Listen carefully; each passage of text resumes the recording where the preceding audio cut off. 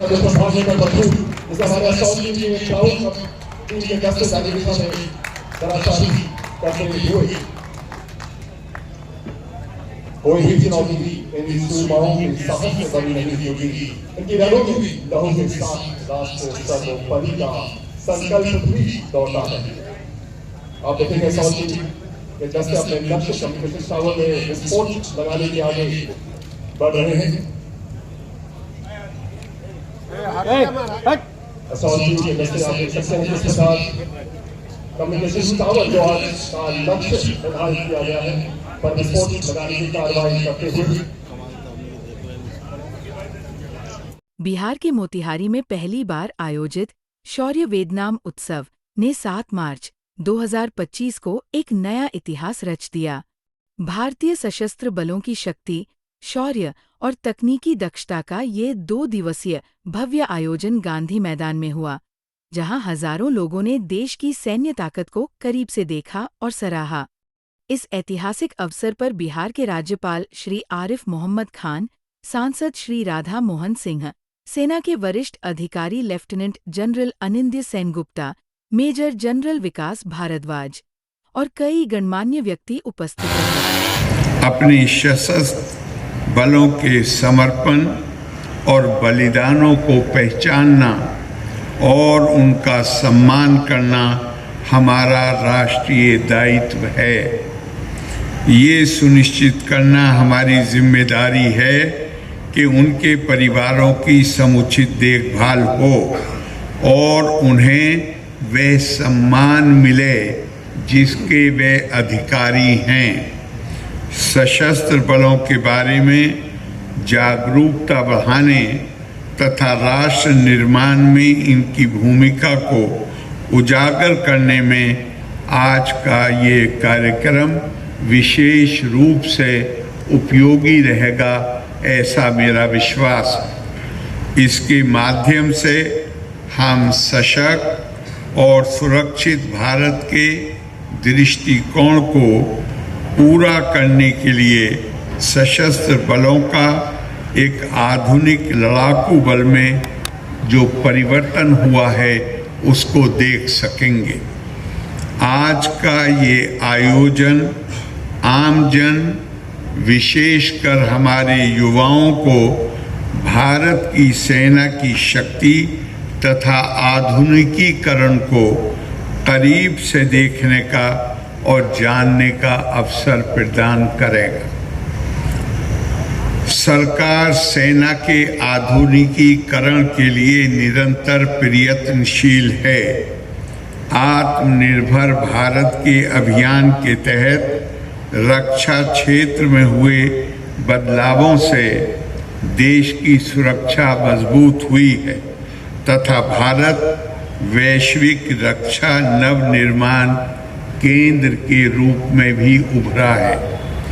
भारत ने रक्षा क्षेत्र में आत्मनिर्भरता हासिल करने के लिए मेक इन इंडिया पहल और नीतिगत सुधारों की शुरुआत की तथा नवाचार, रणनीतिक साझेदारी और स्वदेशी क्षमताओं का विकास किया है।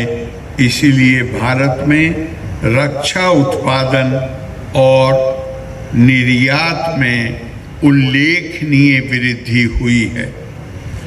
तीनों सेनाओं द्वारा यहाँ होने वाले नवीनतम हथियारों और उपकरणों का प्रदर्शन, हवाई व जमीनी प्रदर्शन तथा अन्य सैन्य कार्यक्रम इस बात के साक्षी हैं कि आज हमारी सेनाएं देश की सुरक्षा को लेकर किसी भी चुनौती का सामना करने में पूरी तरह सक्षम हैं और इसके लिए हमें अपने सैन्य बलों पर गर्व है। इस कार्यक्रम में स्थानीय लोगों को हमारे सैनिकों के साथ बातचीत करने का अवसर भी मिलेगा। हम प्रत्यक्ष रूप से देख सकेंगे कि राष्ट्र का रक्षक बनने के लिए वो अपने आप को किस प्रकार से तैयार रखते हैं। 2 दिनों के इस कार्यक्रम के दौरान हम एनसीसी, सेना में भर्ती, बुनियादी सैन्य प्रशिक्षण, कर्तव्यों और सेवानिवृत्ति के बाद की मदद एवं सैन्य जीवन के विभिन्न पहलुओं के बारे में भी जानकारी प्राप्त कर सकेंगे। भारतीय सेना दृढ़ संकल्प, दक्षता और समर्पण का प्रतीक है तथा अनुशासन, साहस, नेतृत्व, एकता और टीम वर्क की अद्भुत मिसाल है। मुझे विश्वास है कि आज का ये कार्यक्रम हमारे सशस्त्र बलों को परिभाषित करने वाले मूल्यों, अनुशासन और बलिदान की गहरी समझ को बढ़ावा देगा।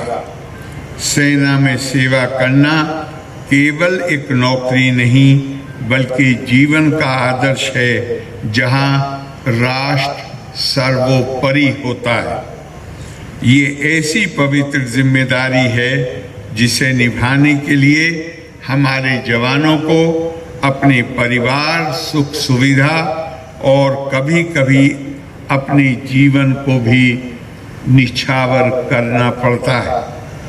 स्वामी विवेकानंद का कहना था कि वास्तव में जीवित लोग वही हैं जो दूसरों के लिए जीते हैं, बाकी लोग तो जीवित होकर भी मृत समान हैं। वे लोग सौभाग्यशाली हैं जो किसी ऐसे उद्देश्य के लिए जीते हैं जिसे वो खुद अपने से ज़्यादा महत्वपूर्ण मानते हैं। हमारे सैनिक अपने देश की संप्रभुता और उसकी सीमाओं की रक्षा को अपने जीवन का उद्देश्य मानते हैं।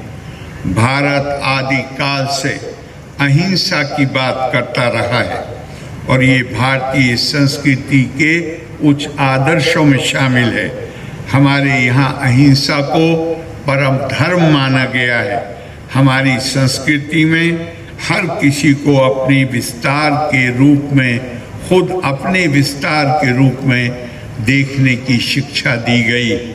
जो व्यक्ति दूसरे इंसान में दिव्यता को देखता है वह हिंसा नहीं कर सकता, परंतु अहिंसा का मतलब कायरता या आताई के आगे समर्पण करना नहीं है। अहिंसा का अर्थ है तत्सन्निधो अहिंसा प्रतिष्ठायम तत्सन्निधो वैर त्यागा। वैर भाव से अपने आप को मुक्त कर लेना अहिंसा है। भारत ने सदैव शांति स्थापित करने के लिए काम किया है। हम ऐसी विश्व व्यवस्था चाहते हैं जिसमें समस्या। श्री आरिफ मोहम्मद खान, राज्यपाल बिहार। माननीय सांसद Motihari, chairman standing committee of defence Shri Radha Mohan Singh, lieutenant general Padam Singh Shekhawat, GOC Madhya Bharat area,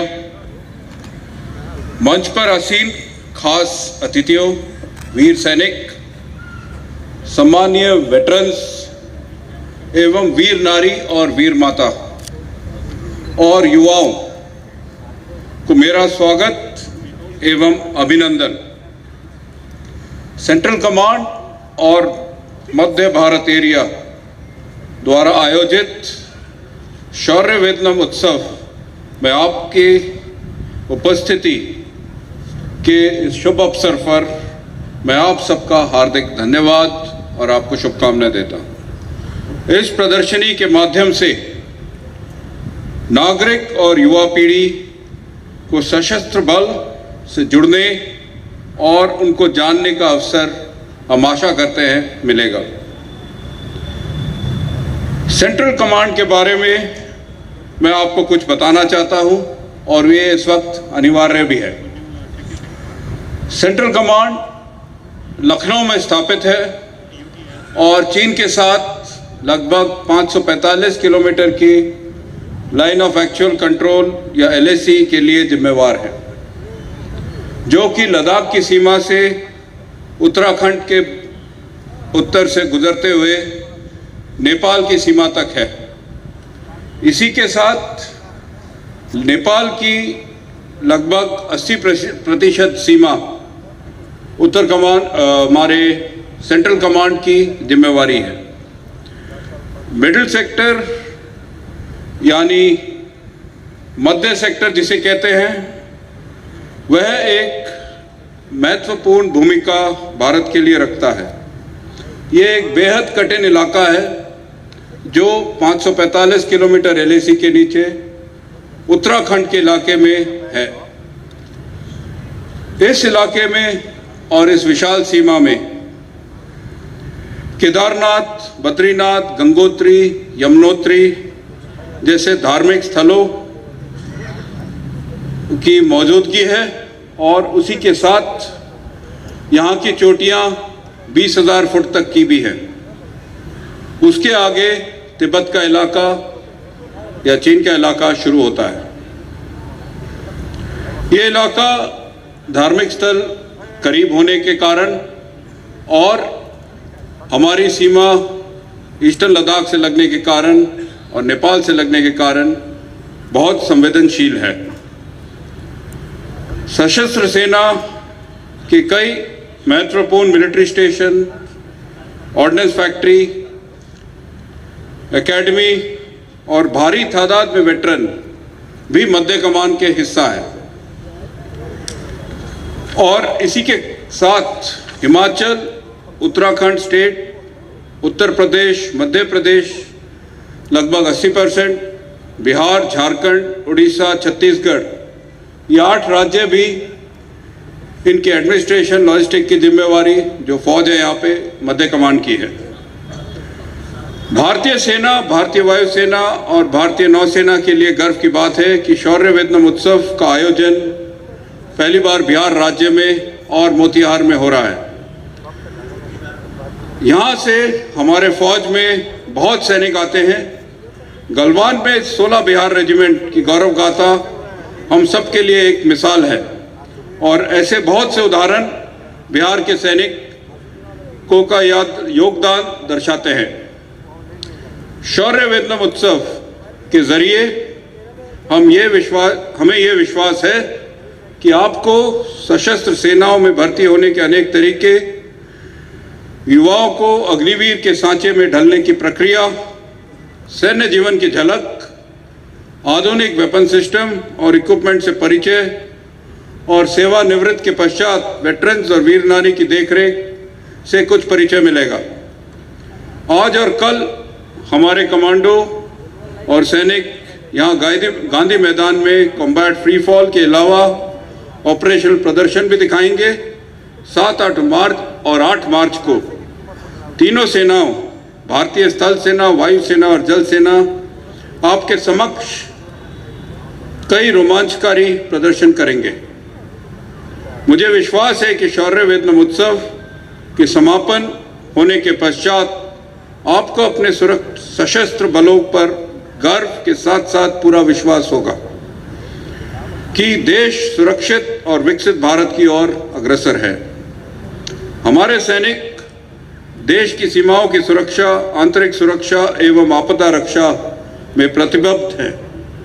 हाल में उत्तराखंड के माना गांव में हुए आपदा में हमारे सैनिकों ने भारी बर्फबारी और खराब मौसम की परवाह न करते हुए त्वरित कार्रवाई करते हुए बहुमूल्य जानों को बचाने में सफल हुए। एलएसी पर भी कई ऑपरेशनल कार्रवाइयाँ की जाती है ताकि हमारे नागरिक, वाणिज्य गतिविधियाँ और निर्माण का कार्य शांति से चलता रहे। शौर्य वेदनम उत्सव में आपकी उपस्थिति हमें अपने कर्तव्य में प्रतिबद्ध रहने के लिए प्रेरित करती है। मुझे विश्वास है कि इस प्रदर्शनी के पश्चात हमारे नागरिक और युवा गौरवान्वित महसूस करेंगे और सेना में भर्ती होकर निस्वार्थ देश की सेवा के लिए प्रेरित होंगे। मैं माननीय राज्यपाल जी का इस कार्यक्रम का मुख्य अतिथि का आमंत्रण स्वीकार करने पर आभार प्रकट करता हूं। एवं बिहार सरकार तथा श्री राधा मोहन सिंह जी, माननीय संसद मोतिहारी,